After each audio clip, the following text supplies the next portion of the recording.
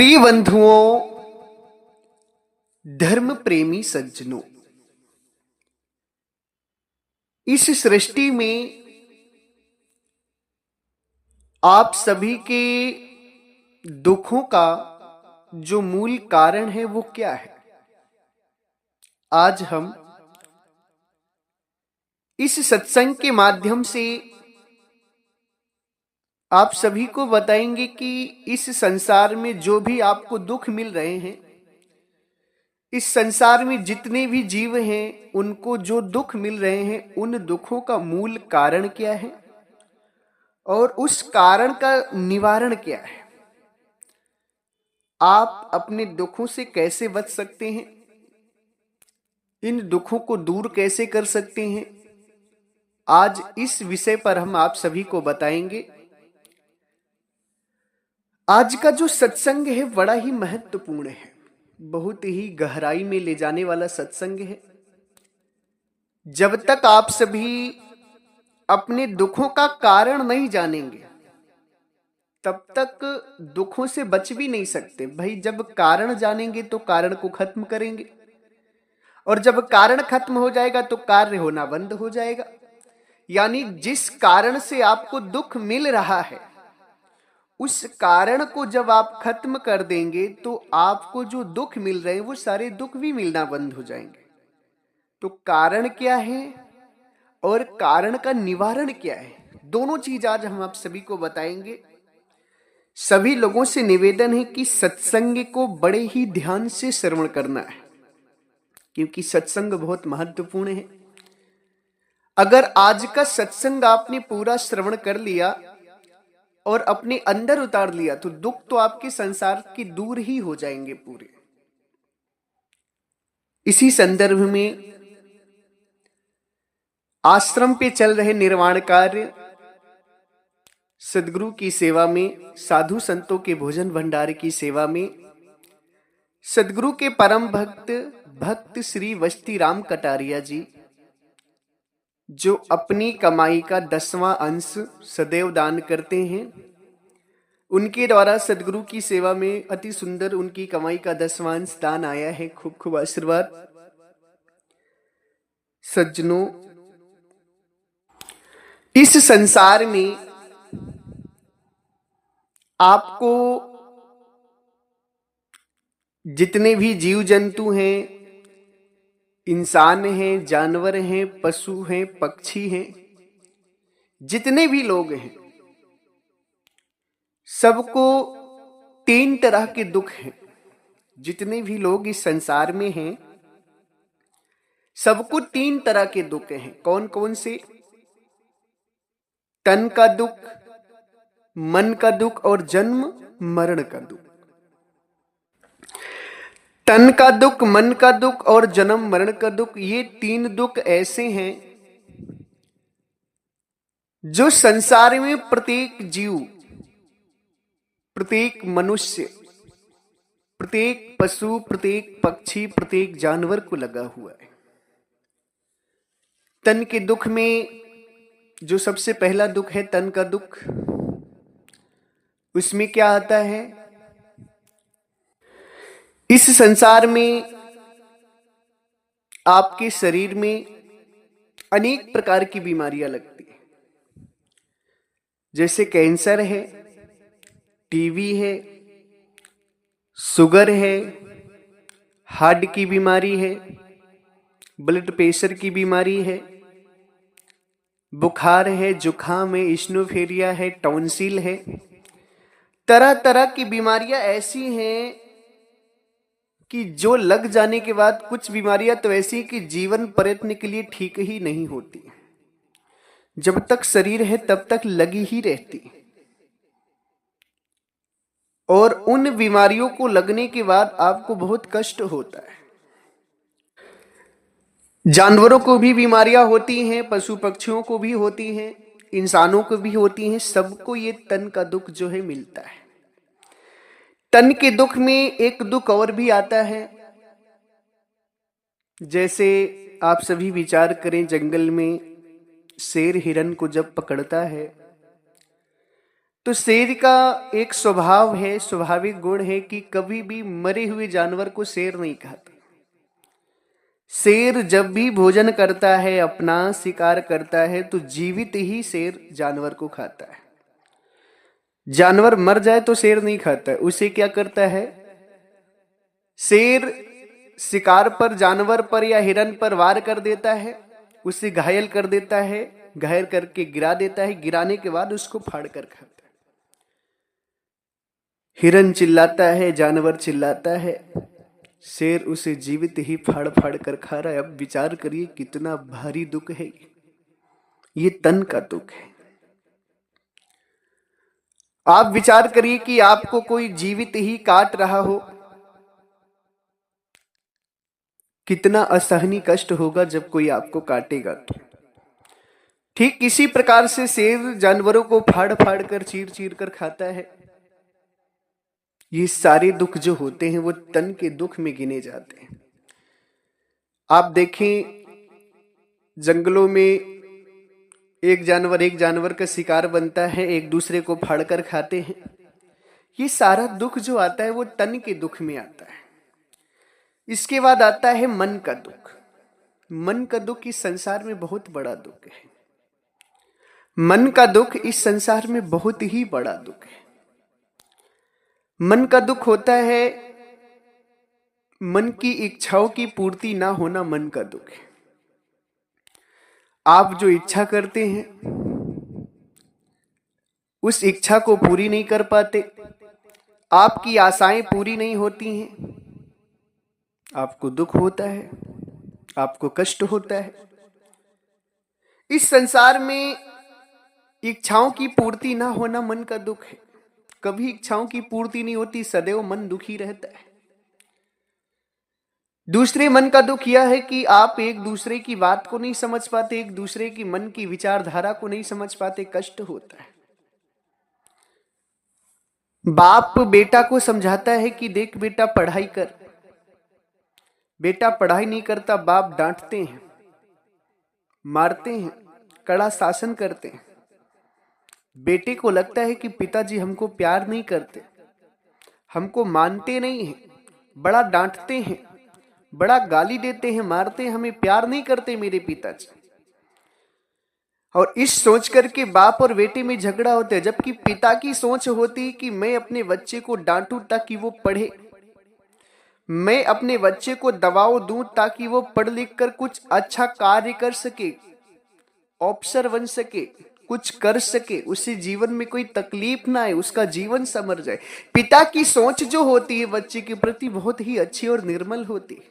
मगर बेटा जो है ना, बाप के मन की बात को नहीं समझ पाता, पुत्र पिता के मन की बात को नहीं समझ पाते, जिसके कारण आपस में झगड़ा हो जाता है। पति पत्नी में झगड़ा होता है। क्यों होता है? ना समझने के कारण बहुत बड़े बड़े झगड़े हो जाते, तलाक तक हो जाता है। पति शाम को दिन भर का काम करके थका हारा घर आता है, थका हुआ होता है, ऑफिस में डांट पड़ती है, सुननी पड़ती है, कहीं कुछ विवाद हो गया उसे झेलना पड़ता है। शाम को घर आता है, टेंशन में रहता है। पत्नी से अगर अच्छे से बात नहीं की पति ने टेंशन में, तो पत्नी क्या सोचती, लगता है किसी दूसरे से इसका चक्कर चल रहा है, इसीलिए आज हमसे बात नहीं की इसने। अब इधर दिन भर तो बाहर के झगड़े से वो लड़ा, अब शाम को पत्नी लड़ने लगती है। पति के मन की बात को नहीं समझ पाती कि पति क्या सोच रहे हैं, आपस में झगड़ा हो जाता है। इस संसार में एक दूसरे की मन की बात को ना समझ पाना बहुत बड़ा दुख होता है, बहुत रिश्ते टूट जाते, आदमी अंदर ही अंदर रोते हैं। कुछ लोग तो मन के दुखों के कारण बाहर से भी रोने लगते हैं।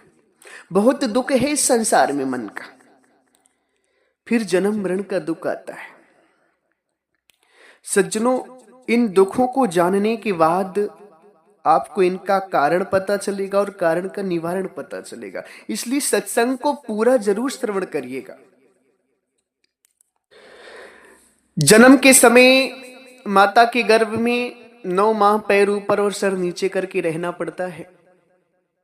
समझिए, अगर आपको 9 महीना छोड़िए, एक दिन पैर ऊपर और सर नीचे करके रख दिया जाए तो क्या आप बर्दाश्त कर पाएंगे उस कष्ट को? बहुत असहनीय कष्ट होगा, आपको नहीं बर्दाश्त कर पाएंगे। मगर ये जीव माता के गर्भ में 9 माह पैर ऊपर और सर नीचे करके दुख पाता है।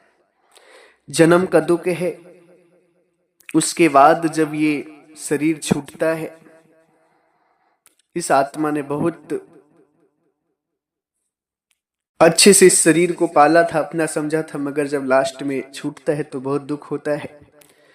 तो सज्जनों, अब आप सभी ये जो दुख हैं संसार में सभी जीवों को लगे हुए हैं, तन के दुख, मन के दुख, जन्म मरण के दुख, जिसे दैहिक दैविक भौतिक कहा जाता है, इन दुखों का जो कारण है वो क्या है? सज्जनों, ये जो तन का दुख, मन का दुख और जन्म मरण का दुख है ना, ये मिलने का मात्र एक कारण है। वो कारण क्या है? ये शरीर। कारण क्या है? ये शरीर। जब आत्मा शरीर धारण करती है, शरीर से संबंध बनाती है, तो बीमारी शरीर में होती।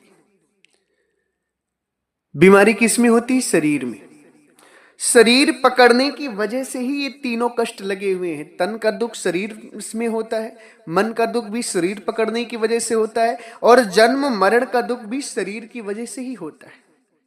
ये जो आप तन पकड़े, तन पकड़ना यानी कि जन्म, और शरीर को छोड़ना, तन को छोड़ना यानी कि मृत्यु। तन को पकड़ना, शरीर को पकड़ना यानी कि जन्म, तन को छोड़ना, शरीर को छोड़ना यानी कि मृत्यु। ये जन्म और मरण किसकी वजह से है? शरीर की वजह से। शरीर पकड़ते हैं तो जन्म होता है, शरीर छोड़ते हैं तो मृत्यु होती है। तन का दुख, मन का दुख और जन्म मरण का जो दुख है, उसका मेन कारण है शरीर। भाई, इंसान योनि में जब ये आत्मा रहती है तो थोड़ी बहुत इसकी बुद्धि विवेक तेज होती है, तो कुछ कुछ लोगों के मन की बात को समझ लेती है, भावनाओं को समझ लेती, तो कम कष्ट होता है। मगर ये जब जानवरों में जाती है, गाय में जाती है, भैंस में जाती है, सांड में जाती है, कुत्ता में जाती है, बिल्ली में जाती है, उन योनियों में जाती है, तब इसकी बुद्धि और मोटी हो जाती और एक दूसरे की मन की बात को नहीं समझ पाती। जितना मोटा शरीर उतनी मोटी बुद्धि हो जाती, जैसी योनि वैसी बुद्धि हो जाती। तो शरीर पकड़ने की वजह से ही आत्मा की बुद्धि और मोटी हो जाती है, जिसके कारण एक दूसरे के मन की बात को नहीं समझ पाते। तो मन का दुख भी किसके कारण होता है? शरीर के कारण। तन का दुख भी शरीर के कारण, तन में बीमारियां लगती हैं, शरीर में बीमारियां लगती हैं। मन का दुख भी शरीर के कारण, और जन्म मरण का दुख भी किसके कारण हो रहा है? शरीर के कारण। अब यहां से आपको एक बहुत बड़ी बात को समझना है, ध्यान से मेरी बात को सुने। यहीं से एक बहुत बड़े रहस्य को समझना है, इसका जो निवारण है उसको समझना है। इस संसार में जो भी लोग हैं, सबको तन पकड़ने का कष्ट लगा हुआ है, शरीर पकड़ने का कष्ट लगा, और शरीर ही एक वो कारण है जिसके द्वारा आपको सारे दुख मिल रहे हैं। अब इन दुखों के निवारण के लिए, मन की शांति के लिए, तन के रोगों को खत्म करने के लिए, जन्म मरण से छूटने के लिए, अब जीव क्या करता है? ये आत्मा क्या करती है? भक्ति ढूंढती है। क्या करती है? भक्ति करती है। किसकी भक्ति करती है? कोई राम की भक्ति करता है, कोई कृष्ण की भक्ति करता है, कोई देवी देवताओं की भक्ति करता है, कोई ब्रह्मा की भक्ति करता है, कोई विष्णु की करता है, कोई महेश की करता है, कोई ब्रह्म की करता है, कोई निरंजन की करता है, कोई आद्या की करता है, कोई ईसाई धर्म को मानता है, कोई मुस्लिम धर्म को मानता है, कोई बुद्ध धर्म को मानता है, कोई हिंदू धर्म को मानता है। अब सबका एक राज हम आपको बताते हैं। मेरी बात को बड़े ध्यान से सुनिएगा, मैं किसी का विरोध नहीं करूंगा। एक वास्तविकता जो है, कारण जो है, उस कारण को बताऊंगा, जिसको समझने के बाद आपके दुखों का निवारण हो जाएगा। सज्जनों, इस संसार में जो भी शरीर पकड़े हैं, चाहे हम हो चाहे आप हो, सभी को ये दुख लगे हैं। तन के दुख, मन के दुख और जन्म मरण के दुख। जो भी लोग संसार में, सभी लोग जो शरीर धारी हैं, जो तनधारी हैं, सबको ये दुख लगा है, तन का दुख, मन का दुख और जन्म मरण का दुख। अब इन दुखों के निवारण के लिए लोग राम की भक्ति करते हैं। राम कौन थे? दशरथ के पुत्र राम। राम का जन्म दशरथ के घर में हुआ था। उनके पिता राजा दशरथ थे, माता कौशल्या थी। राम भी शरीरधारी थे। राम का जन्म हुआ, गुरुकुल में शिक्षा हुई, वनवास हुआ, राम रावण से युद्ध हुआ। उसके बाद सरजू नदी में डूबकर उनकी मृत्यु हो गई। सरजू नदी में डूबकर उनकी मृत्यु हो गई। जब उनकी सीता का हरण हुआ था तो सीता के वियोग में वो रो रहे थे। उनको बहुत मन में कष्ट हुआ था, मन को बहुत कष्ट मिला था, उनकी दुख मिला था सीता के हरण में। तो सज्जनों, आप विचार करें यहां से कि आप लोग जो राम को श्रेष्ठ मानकर उनकी भक्ति करते हैं कि आपको इन दुखों से मुक्ति मिल जाएगी, तो कैसे मिलेगी? विचार करें। राम भी शरीरधारी थे, राम का भी जन्म हुआ, राम को भी मन का दुख हुआ, तन का दुख हुआ, और फिर मरण हो गया उनका सरजू नदी में डूब करके। अब राम भी इन दुखों से दुखित हैं, तन के दुख, मन के दुख और जन्म मरण के दुखों से दुखित हैं। राम जी भी, आप भी इन दुखों से दुखित हैं। तो अब बताइए, आपको वो कैसे मुक्त कर सकते हैं? विचार करिए। आप कृष्ण की भक्ति करते हैं। कृष्ण का जन्म जो हुआ था माता की गर्भ से हुआ था, और उनका मृत्यु जो हुआ था वो बहलिया के तीर मारने के कारण हुआ था। उनके पैरों में तीर लगा बहलिया के द्वारा छुप करके, जिसके कारण उनकी मृत्यु हो गई। तो यहां पर आपको विचार करना है कि राम और कृष्ण ये जो भी हैं, ये शरीरधारी थे। इनका भी जन्म हुआ, इनको भी दुख हुआ, इनकी भी मृत्यु हुई। तो अब आप इनकी भक्ति करते हैं तो विचार करें कि आपकी मुक्ति कैसे कर सकते हैं। तो खुद दुखी हैं जन्म मरण में, तन के दुख, मन के दुखों में। तो जो स्वयं दुखी है, जो खुद दुखी है उन दुखों से, वो आपको कैसे मुक्त कर सकता है?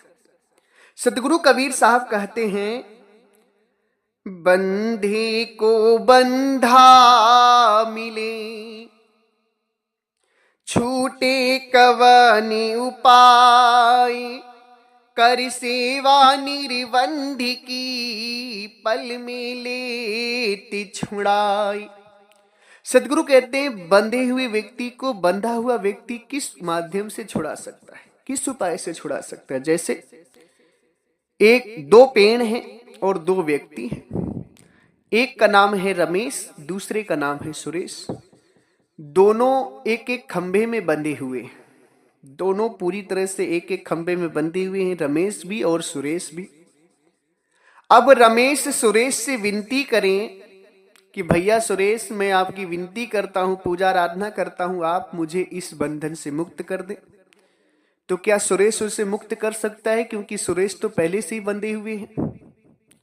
सुरेश विनती करे रमेश से कि रमेश भैया आप मुझे मुक्त कर दें, मैं आपकी विनती करता हूं। तो क्या रमेश मुक्त कर सकते? नहीं भाई, दोनों लोग बंधे हुए हैं, दोनों एक दूसरे को नहीं खोल सकते क्योंकि दोनों बंधे हुए हैं। सदगुरु कहते हैं कि अगर बंधे हुए व्यक्ति को बंधा हुआ व्यक्ति मिलता है तो किसी भी उपाय से नहीं छूट सकता। उसको छुड़ाने का मात्र एक उपाय है, निर्बंध की सेवा करना। यानी कि जो बंधन मुक्त है, जो खुला हुआ है, वो दोनों को खोल सकता है, और बंधे हुए व्यक्ति को नहीं खोल सकते। अब हम आपको आगे निर्बंध भी बताएंगे कि निर्बंध कौन है, कौन आपको खोल सकते हैं। कहने का अभिप्राय है साहिब के कि आप भी जन्म मरण में बंधे हुए हैं, आप भी तन का दुख, मन का दुख और जन्म मरण का दुख पा रहे हैं, शरीरधारी हैं। राम कृष्ण भी जन्म मरण का दुख पा रहे हैं, जन्म भी हो रहा है उनका, मृत्यु भी हो रही, तन का दुख भी हो रहा है, शरीरधारी है, वो भी शरीरधारी है, उनको भी दुख हो रहा है। तो आप विचार करें, जब दोनों लोग दुखी हैं, शरीरधारी हैं, तो एक दूसरे को कैसे मुक्त कर सकते? ये बहुत गहरी बात है, इस पर विचार करें जरा आप लोग। आप भी तन के दुखों में दुखित हैं, रामकृष्ण भी दुखित हैं। आप भी शरीरधारी हैं, रामकृष्ण भी शरीरधारी हैं, कैसे आपको मुक्त कर सकते हैं? अब आप यहां से विचार करें। लोग ब्रह्मा विष्णु महेश की भक्ति करते हैं। ब्रह्मा विष्णु महेश जो हैं वो आद्या के पुत्र थे, आद्या से बने थे। आद्या बनी थी ब्रह्म निरंजन से। ब्रह्म निरंजन कौन है, उस चीज को आप अच्छे से समझ लें। ब्रह्म निरंजन कौन है, उस चीज को आप अच्छे से समझ लें। इस सृष्टि के रचयिता, इस सृष्टि, इस संसार को बनाने वाले हैं ब्रह्म निरंजन, जिन्हें वेदों में ओम, ओमकार नाम से माना जाता है, जिन्हें निर्विशेष ब्रह्म, निराकार ब्रह्म, प्रापर ब्रह्म, ओम, ओमकार आदि नामों से जाना जाता है। उन्हें निरंजन भगवान भी कहा जाता है। निरंजन भगवान से आद्या हुई, आद्या से ब्रह्मा विष्णु महेश हुए। ये जो पानी, पवन, धरती, आकाश, चांद, तारा, सूर्य आदि आप देख रहे हैं ना, ये सारी ब्रह्म की शरीर है। ये जो आप धरती देख रहे हैं, आकाश देख रहे हैं, पानी देख रहे हैं, पवन देख रहे हैं, चांद देख रहे हैं, तारा देख रहे हैं, सूर्य देख रहे हैं, आकाश देख रहे हैं, ये जो भी आप देख रहे हैं सब ब्रह्म की शरीर है। यानी निरंजन भगवान जो है, निरंजन ब्रह्म जो है, वो शरीरधारी वो भी है। जैसे आपकी शरीर की 4 अवस्थाएं होती हैं, बचपन, जवानी, ढलानी, बुढ़ापा, आपकी शरीर फिर छूट जाती है। उसी तरीके से ब्रह्म की शरीर की भी 4 अवस्थाएं होती हैं, जिसको सतयुग, त्रेता, द्वापर और कलयुग कहा जाता है। ब्रह्म के शरीर की भी 4 अवस्थाएं होती हैं, जिसको सतयुग, त्रेता, द्वापर, कलयुग कहा जाता है। अब कलयुग चल रहा है, ब्रह्म की लास्ट अवस्था बुढ़ापा। इसके बाद कभी भी इस सृष्टि का विनाश हो सकता है। यानी कि ब्रह्म भी शरीरधारी है, ब्रह्म से बनी आद्या, आद्या भी शरीरधारी है। आद्या से हुए ब्रह्मा विष्णु महेश, ब्रह्मा विष्णु महेश भी शरीरधारी हैं। वो भी जन्म मरण में जा रहे हैं, जन्म लेते हैं, फिर उनकी मृत्यु हो जाती है। ब्रह्म का भी सतयुग में ब्रह्म ने जन्म लिया, शरीर धारण किया, अब कलयुग में उसका शरीर छूट जाएगा, ये भी जन्म मरण में है। तो सदगुरु परमात्मा कहते हैं अपनी वाणी में, निवल सवल को जान के नाम धरा जगदीश, देह धरे जन्मे मरे ताहि धरू मत शीस। सदगुरु परमात्मा कहते हैं कि इस संसार में निवल और सवल को जानकर लोग भक्ति करते हैं, परमात्मा मानते हैं, मगर जो देहधारी है, शरीरधारी है, जन्म मरण ले रहा है, जन्म ले रहा है, मृत्यु हो रही, उसको शीश मत रखो, वो परमात्मा नहीं है।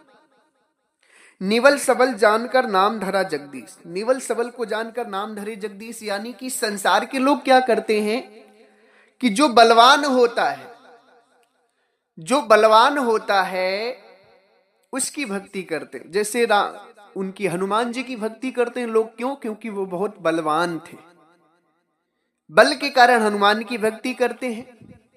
शंकर की भक्ति करते हैं, बल के कारण इंद्र की भक्ति करते हैं कि देवताओं के राजा इंद्र थे, बलवान थे, उनकी भक्ति करते हैं।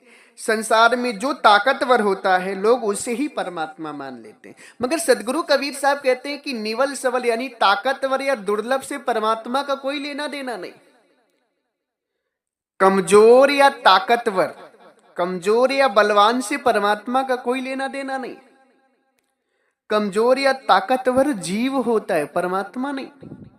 मगर संसार के लोग अज्ञानता के कारण जो बलिष्ठ होता है, बलवान होता है, उसी को परमात्मा मान लेते हैं। मगर सदगुरु कबीर साहब कहते हैं नहीं, इस संसार में जो शरीरधारी है, जो तन पकड़ रहा है, देह पकड़ रहा है, जो देह धरा हुआ है और जो जन्म मरण में आ रहा है, उसको शीश मत रखो, शीश मत झुकाओ, वो परमात्मा नहीं है। जन्म मरण में जाने वाली आत्मा जो है वो एक जीव है, आत्मा है, वो परमात्मा नहीं है। परमात्मा कौन है? जो जन्म मरण से रहित है। तो सज्जनों, अब दुखों से मुक्त होने के लिए, अपने तन के दुख, मन के दुख और जन्म मरण के दुखों से मुक्त होने के लिए जीव ब्रह्म निरंजन की भक्ति करता है, आद्या की भक्ति करता है, ब्रह्मा विष्णु महेश की भक्ति करता है। सब के सब शरीरधारी हैं, सब के सब जन्म मरण में बंधे हुए हैं, फंसे हुए हैं, जन्म मरण हो रहा है, शरीर पकड़ रहे हैं, छोड़ रहे हैं। तो आप विचार करें कि क्या इनकी भक्ति से आपकी मुक्ति हो सकती है? कदापि नहीं हो सकती इनकी भक्ति से आपकी मुक्ति। क्यों? क्योंकि स्वयं भी बंधे हुए हैं, स्वयं दुख में पड़े हुए हैं। जो स्वयं भूखा है वो आपको भोजन कैसे दे सकता है? कभी नहीं दे सकता। जिसको स्वयं ठंडी लग रही है, जिसके पास स्वयं के ओढ़ने के लिए कंबल नहीं है, आप उसके पास जाएं और कहें कि मुझे कंबल दे दो, तो ये महामूर्खता है। वो आपको नहीं कंबल दे सकता है। जो स्वयं प्यासा है, जिसके पास स्वयं पानी पीने के लिए नहीं है, उसके पास जाकर आप पानी की गुहार लगाएं, पानी के लिए विनय करें, तो आपको पानी नहीं मिलेगा, नहीं मिलेगा, नहीं मिलेगा। इसी कारण जो स्वयं जन्म मरण में फंसा है, अगर आप उसके भक्ति करते हैं और उससे जन्म मरण से मुक्त होने की कामना करते हैं, तो ये एक अज्ञानता है, अंधभक्ति है, अंधविश्वास है। आपकी मुक्ति नहीं हो सकती इससे। सज्जनों, इसी के साथ ईसाई धर्म के लोग जो हैं, ईसाई धर्म के लोग इसी सृष्टिकर्ता को ही परमात्मा मानते हैं। संसार को बनाने वाले, जगत को बनाने वाले ब्रह्म को ही परमात्मा मानते हैं। ईसाई धर्म के लोग प्रभु के नाम से उसे जानते हैं। ईश्वर प्रभु के नाम से कहते हैं ईसाई धर्म के लोग। सृष्टि बनाने वाले ब्रह्म जो हैं वो भी शरीरधारी हैं। अब ईसाई धर्म के लोग जिसकी भक्ति कर रहे हैं ईश्वर की, और क्या नाम है कि ईसाई धर्म के लोग खास करके ईसा मसीह को मानते हैं, ईसा मसीह की भक्ति करते हैं। अब आप विचार करें, ईसा मसीह जो थे उनका जन्म हुआ था और कुछ शब्द बोल देने की वजह से एक राजा थे, क्या तो नाम है, मुझे उनका नाम स्मरण नहीं है, उन्होंने उनको ऐसी सजा दी थी कि क्रूस पर चढ़ा करके उनके हाथ पैरों में कील ठोक दी गई थी और कील ठोक करके वो चिल्ला चिल्ला करके मर गए।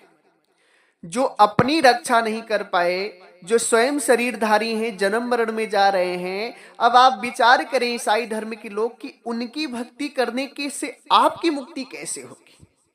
विचार करें, जो अपने दुख से अपने आप को नहीं बचा पाए, जिनको जिंदा ही हाथ और पैर में कील ठोक दी गई, क्रूस पर चढ़ाकर लटका दिया गया, वो अपनी मुक्ति तो कर ही नहीं पाए, अपने तो उन दुखों से मुक्त हो ही नहीं पाए।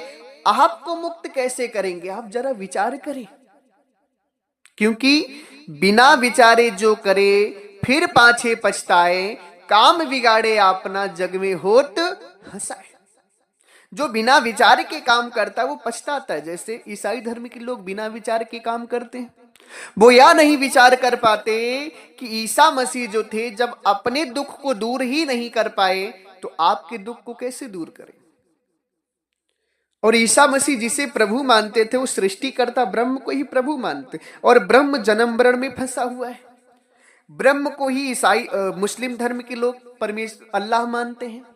सृष्टिकर्ता ब्रह्म को ही अल्लाह मानते हैं, खुदा मानते हैं, और उसी की इबादत करते हैं, उसी का नमाज अदा करते हैं। ब्रह्म स्वयं जन्म मरण में फंसा हुआ है। ब्रह्म स्वयं तुम शरीर पकड़ के दुख पा रहे हैं। तो आप लोग विचार करें कि आप लोग कैसे इससे मुक्त हो सकते हैं। इसकी भक्ति करके कभी नहीं मुक्त हो सकते।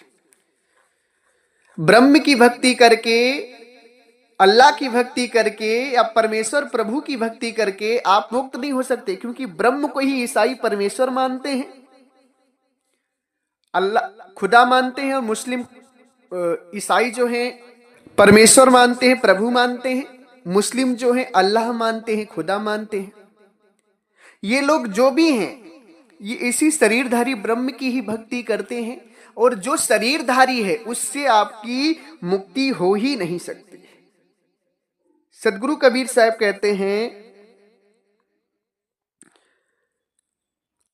तन धर सुखिया काहू न देखा, जो देखा सो दुखिया। उदय अस्ति की बात करती हूँ, सबे का कियो विवेका। सदगुरु कहते तन धर के संसार में कोई खुशी नहीं, सब दुख पा रहे। चाहे ब्रह्म हो, ब्रह्मा विष्णु महेश हो, आद्या हो, रामकृष्ण हो, चाहे वो ईसा मसीह हो, चाहे मोहम्मद हो, चाहे बुद्ध हो, चाहे महावीर स्वामी हो, कोई भी हो, सभी के सब शरीरधारी हैं संसार में। और सभी शरीरधारी हैं, सभी जन्म मरण में फंसे हुए हैं। इसलिए इनकी भक्ति करने से आप विचार करें कि आपको मुक्ति मिलेगी। भाई साहेब कहते हैं, बंधे को बंधा मिले छूटे कौन उपाय, कर सेवा निर्बंध की पल में ले छुड़ाए। जो स्वयं व्यक्ति बंधा हुआ है वो कैसे आपको छुड़ा सकता है? यानी जो स्वयं जन्म मरण में है, स्वयं दुख पा रहा है, स्वयं शरीरधारी है, जन्म मरण में जा रहा है, वो आपको जन्म मरण से कैसे मुक्त कर सकता है, शरीर से कैसे मुक्त कर सकता है? बुद्ध की भक्ति करते हैं लोग। बुद्ध का जन्म हुआ, बुद्ध का विवाह हुआ, विवाह के बाद वो वैराग्यवान हो गए, फिर उनका शरीर छूट गया जहरीली सब्जी खाने की वजह से। अब आप विचार करें कि जो स्वयं जन्म मरण में फंसे हुए हैं, शरीरधारी हैं बुद्ध, उनकी भक्ति लोग करते हैं। अब आप विचार करें कैसे आपको मुक्ति दे सकते हैं बुद्ध? कभी नहीं दे सकते मुक्ति। महावीर स्वामी वाले जैन धर्म वाले लोग महावीर की भक्ति करते हैं। महावीर जी जो थे वो स्वयं जन्म मरण में बंधे हुए थे, वो आपको कैसे मुक्त कर सकते? देखिए सज्जनों, मैं किसी की निंदा नहीं कर रहा। अगर आपको सुनकर मेरी बात बुरी लगती तो मैं आपके चरणों में सर रख करके नमन करता हूं, क्षमा प्रार्थी हूं, क्षमा कर। मैं एक सदगुरु कबीर साहब के ज्ञान से एक सच्चाई बता रहा हूं, एक आपको सत्य मार्ग दिखा रहा हूं कि आपकी मुक्ति इनसे नहीं होगी। मैं सदगुरु कबीर साहब के अनुसार बोल रहा हूं, इसलिए मेरी बातों का आप पूरा मत मानेगा। मैं किसी की निंदा नहीं कर रहा हूं, संत का कार्य होता है सच्चाई दिखाना। अब अगर आपको अच्छी लगती है तो मेरी बात को मानेगा, नहीं अच्छी लगती तो कोई बात नहीं। ये राम कृष्ण ब्रह्मा विष्णु महेश शंकर ब्रह्म निरंजन आद्या ईसाई मुस्लिम बौद्ध जैन ये एक क्लास है। भक्त जैसे आप संसारिक क्षेत्र में होते हैं 1 2 3 4 5 6 7 8 10 12 पीएचडी, ये जो क्लास होते हैं, तो ऐसा नहीं होता है कि एकदम से बच्चा पीएचडी में पहुंच जाता है। पहले 1 2 क्लास पढ़ता है, 3 class 4 class, high school, inter, MA BA, फिर पीएचडी में पहुंचता है।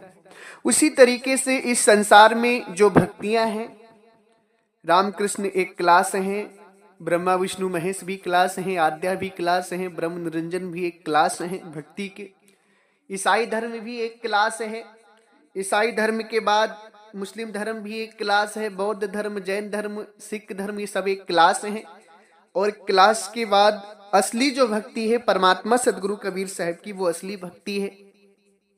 इन क्लासों को करते हुए ही ये जीव आगे पहुंचता है सदगुरु की भक्ति में, असली भक्ति में। इसलिए मेरी बातों को बुरा मत मानिएगा। हम भी कई जन्म पहले इन सब भक्तियों को करते हुए आए हैं, तब आज सदगुरु की भक्ति में पहुंचे हैं। तो सज्जनों, इस संसार में जो जन्म मरण में है, जिसका जन्म हो रहा है, मरण हो रहा है, वो भगवान नहीं, वो परमात्मा नहीं है, वो प्रभु नहीं है। उसकी भक्ति से आपकी मुक्ति नहीं होगी। मुक्ति अगर आपकी होगी तो परमात्मा सदगुरु कबीर साहब की भक्ति से होगी। क्योंकि सदगुरु कबीर साहब ही एक संसार में ऐसे हैं जिनका ना जन्म हुआ ना मृत्यु हुई, ना जन्म हुआ ना मृत्यु हुई। वो प्रकट हुए थे, वो अजन्मा है, उनका जन्म नहीं हुआ माता के गर्भ से। वो प्रकट हुए थे काशी लहरताना नामक तालाब में, कमल के पुष्प पर बाल्य स्वरूप सदगुरु प्रकट हुए थे। और जब वो मगहर में अंतर ध्यान हुए तो उनकी शरीर भी नहीं मिली। क्यों? क्योंकि शरीर उसकी होती है जो जन्म लेता है माता की गर्भ से। सदगुरु तो माता की गर्भ से जन्म लिए नहीं थे, वो तो परमात्मा है, उनकी शरीर नहीं थी। वो कहते भी अपनी वाणी में, देह नहीं पर दर से देही, कहाई कबीर हम सबद सने। सदगुरु कहते मेरी देह नहीं है, एक देखने मात्र में एक देही आरी में शब्द स्वरूपी हूं, मेरी शरीर नहीं। सदगुरु स्वयं कहते हैं, अविगत से चल आए जी हम, अविगत से चले आए, ना हम जन्मे गर्भ बसेरा बालक हो दिखलाए, ना हम जन्मे गर्भ बसेरा बालक हो दिखलाए, काशी शहर सरोवर भीतर तहाँ जुलाहा पाए हम, अविगत से चल आई जी मेरा, कोई भेद मरम नहीं पाए। हते विदेह देह धरि आए, काया कबीर कहाए। हते विदेह देह धरि आए, काया कबीर कहाए। अविगत से चले आए, अभी हम अविगत से चले आए। सज्जनों, परमात्मा कहते हैं कि अब हम अविगत से चले आए। हे संत जनों, संसार के जिज्ञासु भक्त जनों, मैं अविगत यानी कि परमात्मा हूं, चला आया हूं संसार में। सदगुरु कहते हैं कि मैं कैसे आया हूं, ना हम जन्मे गर्भ वसेरा। जिस तरीके से बच्चा 9 माह माता की गर्भ में वसेरा करके जन्म लेता है, मैं उस तरीके से जन्म नहीं लिया हूं। बालक हुए दिखलाए, मैं बालक होकर के जन्म प्रकट हुआ हूं। कहां? काशी शहर सरोवर भीतर तहां जुलाहा पाए। काशी लहर तारा नामक तालाब में, काशी जो बनारस आज है विश्व की सबसे बड़ी धर्म नगरी, वहां काशी में सरोवर के भीतर कमल के पुष्प पर परमात्मा सदगुरु कबीर साहब प्रकट हुए, जहां नीरू और नीमा नामक जुलाहे पाकर के उनका पालन पोषण किए। तो सज्जनों, परमात्मा सदगुरु कबीर साहब ही एक ऐसे हैं जो माता के गर्भ से नहीं आए, जन्म उनका नहीं हुआ, मृत्यु उनकी नहीं हुई, वो प्रकट हुए और अंतर्ध्यान हुए। उन्हीं की भक्ति करने से आप सभी का जन्म मरण खत्म होगा, क्योंकि वो निर्वंद है। क्या है? निर्वंद, जन्म मरण से रहित है। वही आपकी मुक्ति भी कर सकते हैं, वही आपको जन्म मरण से मुक्त भी कर सकते हैं। उनके अलावा इस संसार में आपको कोई मुक्त नहीं कर सकता। चाहे आप राम की भक्ति कर लें, चाहे कृष्ण की कर लें, चाहे ब्रह्मा विष्णु महेश देवी देवताओं की कर लें, आद्या की कर लें, ब्रह्म निरंजन की कर लें, बुद्ध धर्म की कर लें, ईसाई धर्म की कर लें, मुस्लिम धर्म की कर लें, हिंदू धर्म, किसी की भी भक्ति आप कर लें, सब के सब जन्म मरण में फंसे हुए। इन किसी भी लोगों की भक्ति से आपकी मुक्ति नहीं होगी। मुक्ति अगर होगी तो परमात्मा सदगुरु कबीर साहब की भक्ति से। वही असली परमात्मा है। उन्हीं के विचारों के द्वारा यदि आप साधना भजन करेंगे तो आपकी मुक्ति होगी, नहीं तो आप जन्म मरण से मुक्त नहीं हो पाएंगे। सदगुरु कबीर साहब ही निर्वंद हैं, वो जन्म मरण में नहीं आते।